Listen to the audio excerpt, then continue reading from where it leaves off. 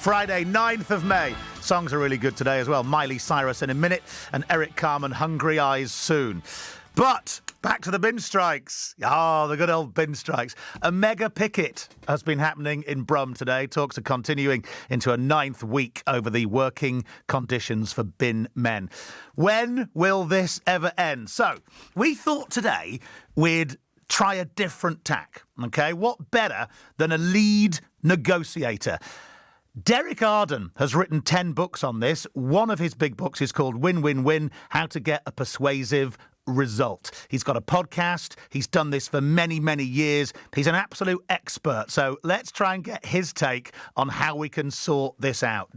Derek, what are the basics of a good negotiation? First, morning. Good morning, Ed. Yeah, basics of a good negotiation are a win-win, a win for one side and a win for the other side, but also a win for the residents of Birmingham here, because there seems to be three parties. Seems to me that trust has broken down. Trust is very important in a negotiation, and it's been going on for 9 weeks and they're still talking about talking. I just wonder if one or two of the key people, Sharon Graham and John Cotton, ought to get round the table quietly without a whole gang of people and just discuss how they can resolve this and what each side wants, because each side has a different perspective on it.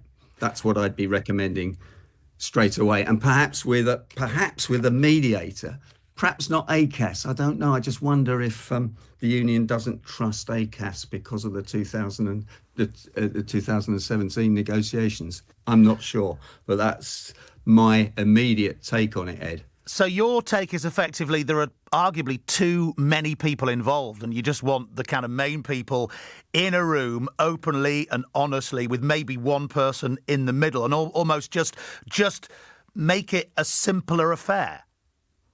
Yes, absolutely. When you've got a whole bank of lawyers, accountants, council people, union backup people, nothing really gets done.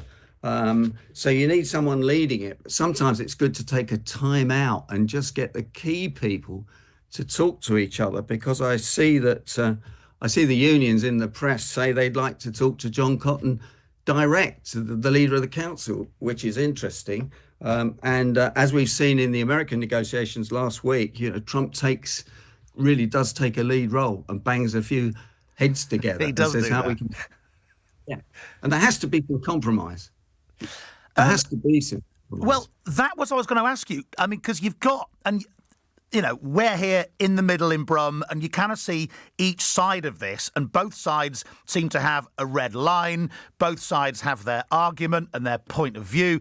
Does one side have to back down? Because from an observer's standpoint, it's hard to see an end to this because unless one side changes.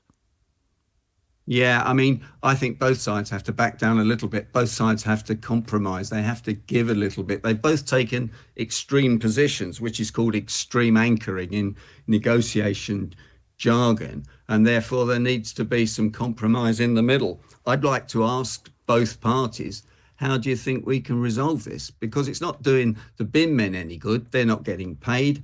It's not doing the council any good. It's certainly not doing the residents of Birmingham any good. So this needs sorting, and it needs sorting quick. Into a room this afternoon, key people, how can we solve this? And maybe with a flip chart, and not too many lawyers and accountants. A flip chart is always the answer. If in doubt, stick it all on a flip chart. I like that. It's been going on for 9 weeks. What, in terms of a length of time for anything, have you been involved with things that have gone on for a lot more time than that? Or is 9 weeks only the start of it? Well, it depends depends how much people want to resolve this. I mean, let's look at the train driver strike. That went on for 2 years. And the problem with the train driver strike, as I see it, the government caved in, the new government caved in without getting any concessions from the train drivers. So I imagine the people at the Unite Union are thinking they're going to cave in the end if we just stick out. So there's that precedent, which does cause a bit of a problem.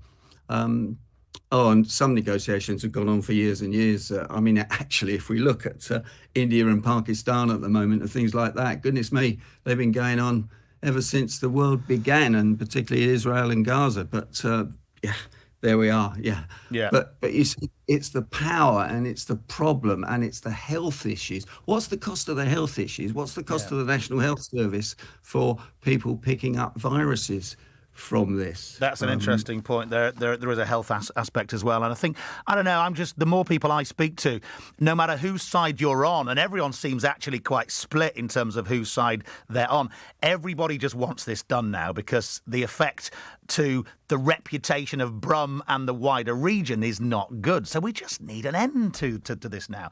And I want just in terms of, let me run this random idea past you just to kind of get everyone bought into it. What about next time they meet at the end of the day, maybe they can either put out some black smoke or some white smoke at the end, and so we can all go, there is a resolution, or no, it'll go on for another day. Oh, I think it's a great idea, isn't it? And one of the things, Ed, which is useful, and it actually happened in the Pope's negotiations, if we can call them negotiations, but I guess they were. I guess they are in a way.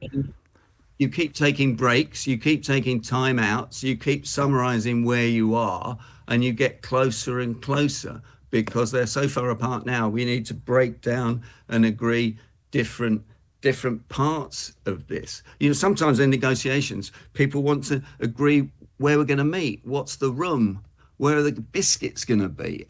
All important points.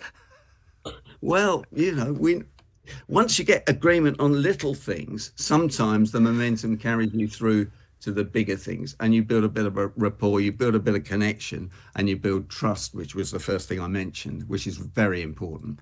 Derek, I appreciate your time. I'll pass on your information to both sets of people, and there might be an opportunity for you to step in and help.